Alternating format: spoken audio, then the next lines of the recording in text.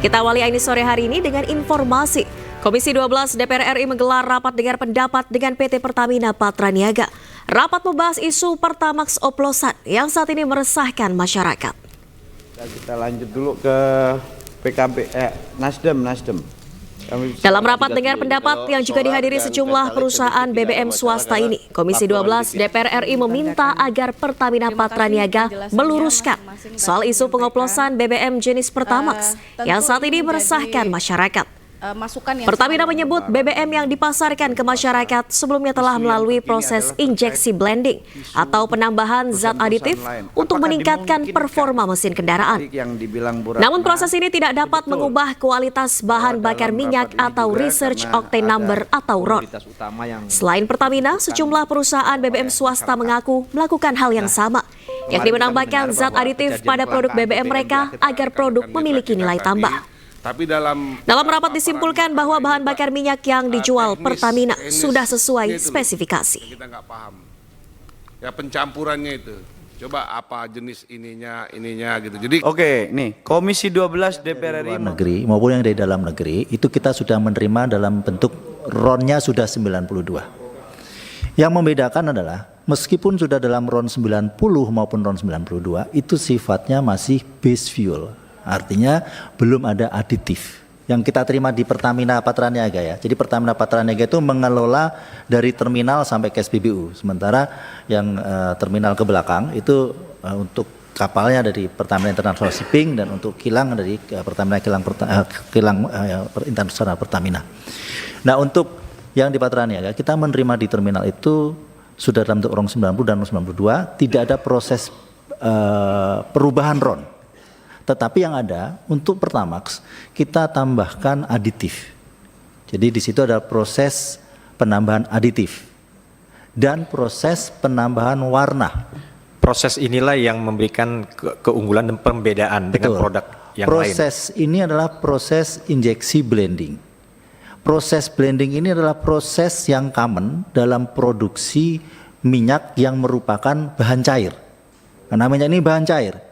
Jadi memang pasti akan ada proses blending. Ketika kita menambahkan proses blending ini tujuannya adalah untuk meningkatkan value daripada produk tersebut. Jadi base fuel RON 92 ditambahkan aditif agar ada benefitnya, penambahan benefit untuk performansi daripada produk-produk ini. Sehingga pada saat kita menerima itu pun kita baik dari dalam negeri maupun luar negeri kita mempunyai lab, hasil uji lab before loading sama after loading dan before discharge sebelum kita bongkar. Setelah kita terima di terminal, itu pun di terminal juga melakukan rutin pengujian kualitas produk di terminal-terminal Pertamina. Nah, itu pun kita terus jaga sampai dengan ke SPBU. Sehingga izin kami menyampaikan, kami berkomitmen dan kami selalu berusaha memastikan bahwa yang dijual di SPBU untuk RON 92 adalah sesuai dengan RON 92. Yang RON 90 adalah sesuai dengan RON 90. Pertamina juga saat ini, mohon izin, kami sangat masif untuk melakukan sidak Q&Q, quality dan quantity. Mungkin Bapak Ibu juga sudah sering mendengar berita kami berkolaborasi dengan Kementerian Perdagangan, kami berkolaborasi terakhir dengan Bareskrim juga menemukan indikasi-indikasi kecurangan. Ada itu isu RON oplosan karena jelas bahwa penambahan zat adiktif itu tidak merubah RON. Kan? Itu.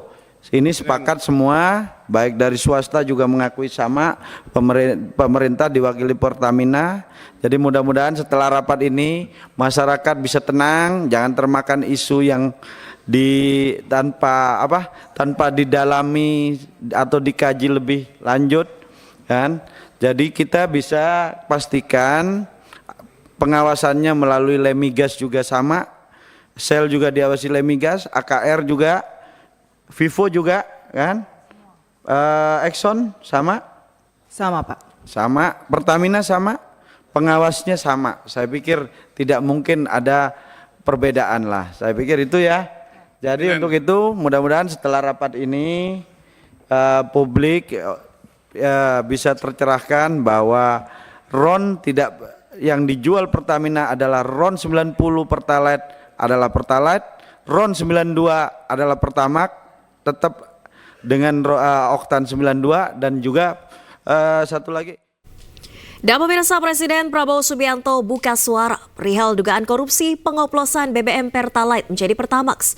Presiden menegaskan tengah mengurus kasus ini dan akan menegakkan hukum serta membela kepentingan rakyat. Dalam pengadaan produk kilang yang dilakukan oleh PT Pertamina Patraniaga, tersangka RS melakukan pembelian atau pembayaran untuk RON 92. Padahal sebenarnya yang dibeli adalah RON 90 atau lebih rendah, kemudian dilakukan blending di depo untuk menjadi RON 92 dan hal tersebut tidak diperbolehkan atau bertentangan dengan ketentuan. Iya, lagi diurus itu semua, ya. Lagi diurus semua. Oke. Kita bersihkan, kita tegakkan, kita akan pokoknya membela kepentingan rakyat. Hari ini kita lihat ya peluncuran bank emas pertama dalam sejarah Indonesia. Oke? Terima kasih. Dan pemirsa, Menteri Badan Usaha milik Negara Erick Thohir juga merespon kasus dugaan korupsi tata kelola minyak mentah dan produk kilang yang melibatkan sejumlah pimpinan PT Pertamina Patraniaga. Erick Thohir mengatakan Kementerian BUMN akan selalu menghormati proses hukum dan bekerja sama dengan Kejaksaan Agung untuk memberantas korupsi. Memang penegakan hukum kita harus hormati dan semua proses hukumnya pasti kita dukung, dan selama ini kan kita sama Kejaksaan Agung sudah terus bekerja sama memberantas korupsi Asabri, Jiwasraya dan lain-lain. Jadi ya kami menjaga proses hukum dan semuanya itu secara ini transparan. Belum, nanti kita konsultasikan. Kan ada ini, nanti ada komod, ada dirut, nanti kita konsultasi, kita diskusi juga seperti apa nanti TPA prosesnya. Sebelumnya pemirsa, Kejaksaan Agung menetapkan 7 orang tersangka dalam kasus dugaan korupsi tata kelola minyak mentah dan produk kilang dalam PT Pertamina Persero, Subholding dan K3KS tahun 2018 hingga 2023. 96 orang saksi termasuk 2 saksi ahli diperiksa untuk dimintai keterangan.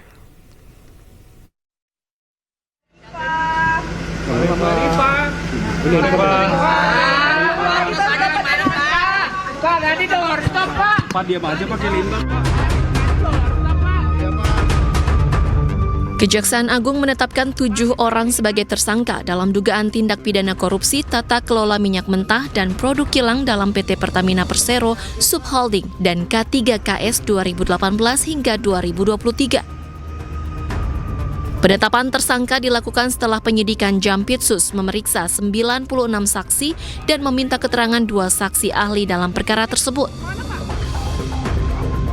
Direktur Penyidikan Jaksa Agung Muda Tindak Pidana Khusus Kejaksaan Agung, Abdul Kohar menyebut dari 7 tersangka, 4 diantaranya merupakan pegawai Pertamina, sementara 3 lainnya dari pihak swasta.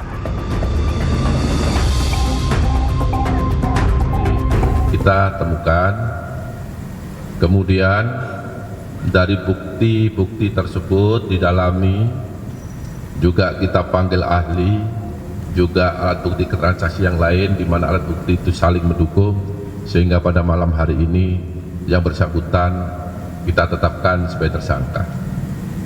Terhadap tersangka ini ada 7, ini ada 5 tersangka atau 6 yang sudah diperiksa sebelumnya sebagai saksi. Kemudian ada 1 yang hari ini tadi sudah dilakukan pemeriksaan sebagai saksi, dan pada malam hari ini yang bersangkutan juga ditetapkan sebagai tersangka. Dari hasil penggeledahan, penyidik menemukan 5 dus dokumen, barang bukti elektronik berupa 15 unit handphone, 1 unit laptop, dan 4 soft file. Keseluruhan barang bukti kini tengah dibawa ke Kejagung dan akan dilakukan tindakan lanjutan. Dari Jakarta, Salam Rahmat, Rizky Solehudin, iNews melaporkan. Wakil Presiden Gibran Rakabuming Raka hari ini mengunjungi Akademi Militer Magelang, Jawa Tengah untuk memberikan arahan pada retret kepala daerah. Rombongan Gibran tiba di Akmil Magelang sekitar pukul 9:30 Rabu pagi tadi. Kehadiran Gibran hari ini menjadi salah satu momen penting dalam rangkaian agenda retret. Dalam kunjungan ini, Gibran memberikan materi terkait konsolidasi, sinkronisasi, akselerasi antara pemerintah, daerah, dan pusat untuk sukseskan program Astacita. Pembekalan materi Gibran kepada kepala daerah berlangsung tertutup. Usai memberikan materi, Gibran Rakabuming Raka dan rombongan meninggalkan Akmil Magelang.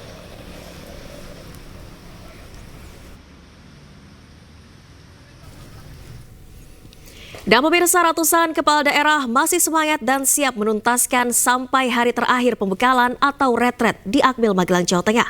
Retret juga dijadikan momen untuk meningkatkan keakraban antar kepala daerah.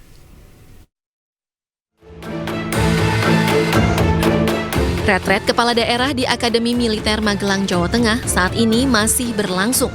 Para kepala daerah tetap semangat dan siap menuntaskan pembekalan hingga hari terakhir.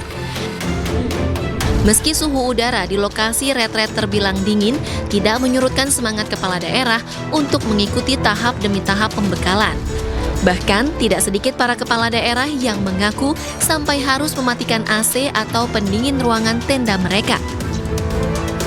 Selain itu, mereka juga mengaku puas dan senang dengan makanan yang disajikan selama retret. Sementara itu, kegiatan olahraga dan bangun pagi menjadi rutinitas para kepala daerah selama pembekalan.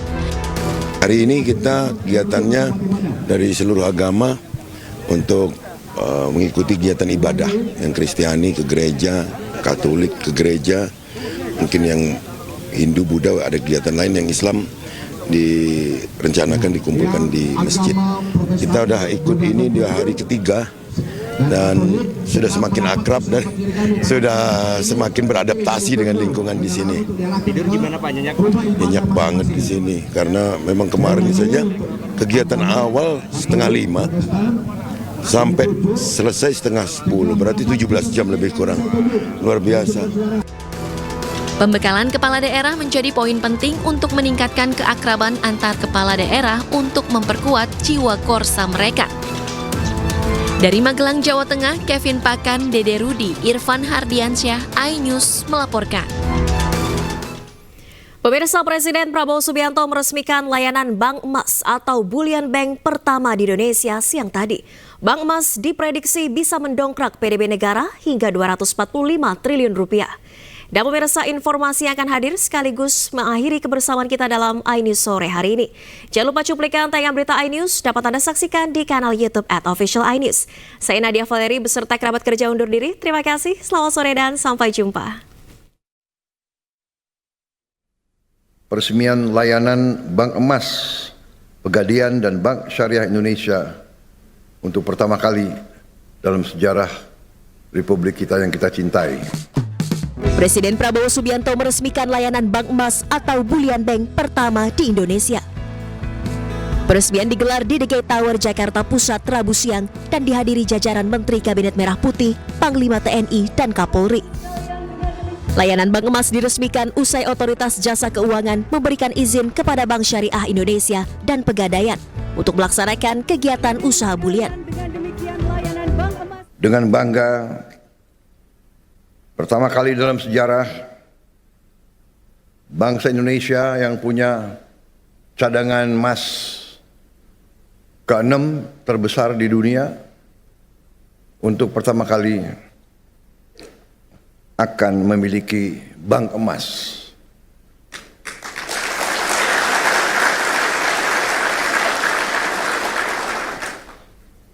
Saya ucapkan terima kasih atas semua pihak yang telah bekerja keras untuk mencapai hari ini. Presiden Prabowo Subianto menegaskan keberadaan Bank Emas atau Bullion Bank amat penting karena dapat menampung emas yang diproduksi di dalam negeri agar tak keluar negeri. Bank Emas bisa mendongkrak produk domestik bruto hingga 245 triliun rupiah.